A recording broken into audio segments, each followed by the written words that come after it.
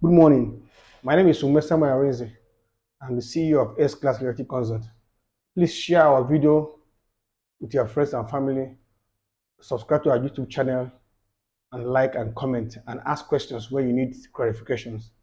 Today we are discussing requirements, step-by-step requirement for registration of power of attorney. Now, if you buy a property in FCD properties in Abuja, you are required to register the power of attorney because going forward, if you don't register the power of attorney, that means for everything you need to do on that property, you must have to go back to the first allotee.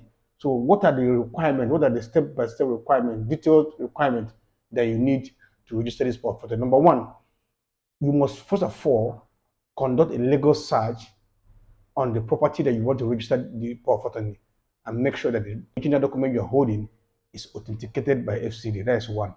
That's like the prerequisite. Secondly, you must get a letter of authority to register power of attorney from the first allotee, duly signed by the first allotee or the authority to register power of attorney, directed to the Director of Land, number 4 Space Drive, AGIS. And then you submit this letter of authority to register power of attorney to AGIS in the Land Department.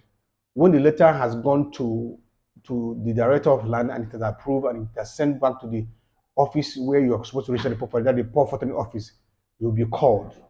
Now, in that letter, you are required to submit the original or clear copy of means of an ID of the first allotee, that is either the international passport, valid, or the driving license, and then you must also come with a name slip of the first allotee. Now, after you have submitted these, you'll be required to come to power of attorney office with duly stamped 3 copies of the power of attorney that has been notarized in the Federal High Court.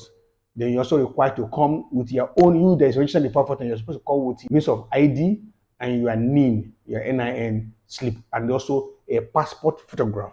Now, when you have submitted all these, it will go for verification. And when the verifications are done, you'll be called back, they will return it back to the office, power of attorney office, and you'll be required to come and sign an indemnity. After signing that indemnity and you've gotten approval, you'll be required to pay 102,000. Now, for every extra copy you want, for instance, you're submitting 3 copies. If you want them to give you 2 copies at the end, you pay extra 2,000. So it will be 104,000. And when all this are done, it will be registered in your name. Now, each time a legal search is done or something is done, it will be shown that registered interest has been given on that property. And also make sure that you have paid your ground rent and your CFO bill 100%. You will not be allowed to proceed to register power of attorney if you have not paid the CFO bill complete 100%, and if you are owing any outstanding ground rent.